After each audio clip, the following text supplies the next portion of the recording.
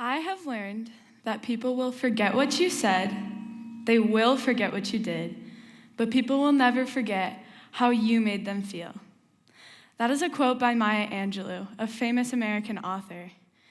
I first heard this quote when I was attending a leadership development camp over the summer, and I was truly taken aback. Everything we did at this camp was designed to make you a better leader in a group of people that were very different from you. The whole time I was at the camp, they were reiterating this quote and telling us that we always have to be accounting for others' feelings above our own.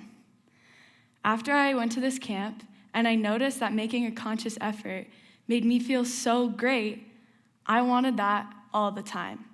So I made that effort in my daily life.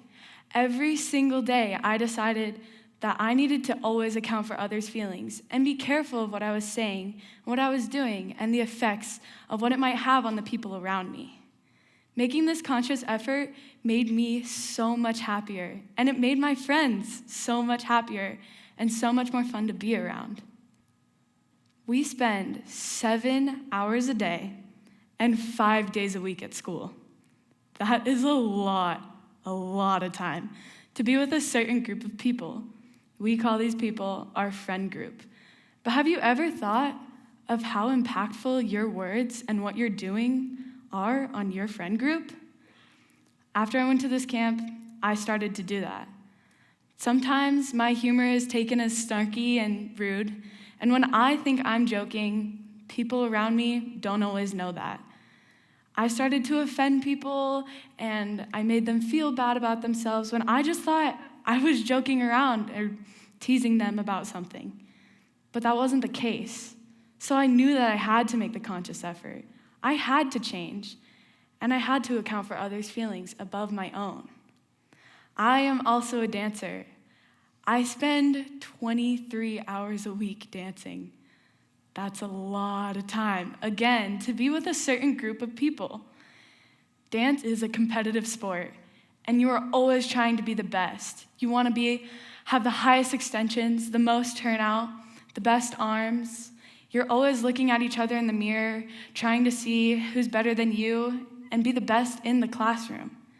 But a lot of times, that competitive nature that I hold and that my friends hold gets taken out of the classroom, and it gets taken into our own lives.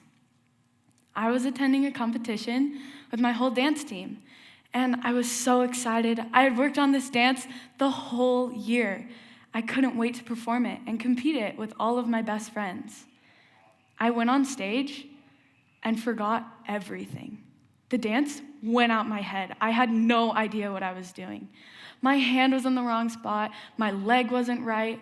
I was a count behind. I wasn't in formation. What was I doing? Luckily, I finished the dance strong in the right pose I was supposed to, but I knew I had messed up. Looking out into the audience, everyone started cheering and clapping for me. And then I looked to the side of the stage. I saw my dance teacher, and she was smiling the biggest smile I had ever seen.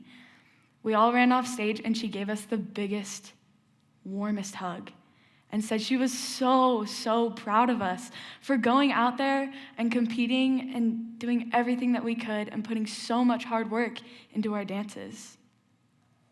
I knew I had messed up. I knew that the whole dance was so wrong, and it probably looked terrible because of me. But she was proud of us anyways, and she was just trying to make us feel better. One of my teammates, however, did not feel the same. She decided that after the dance, she was going to point out everything that I did wrong.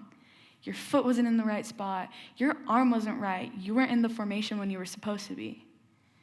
The gut-wrenching feeling of knowing that you had messed up and that someone else was pointing it out to you and getting mad at you for making a simple mistake that you couldn't help. It hurt. I decided I never, ever wanted that for any of my friends, for any of my dance mates, and for anyone that I ever met. I promise you guys that if you start making the conscious effort and you start putting in the work to take accountability for your actions and put others' feelings above your own, you will notice a change in your life. you will be happier, and those around you will be so much happier. People will forget what you said, and they will forget what you did, but people will never forget how you made them feel.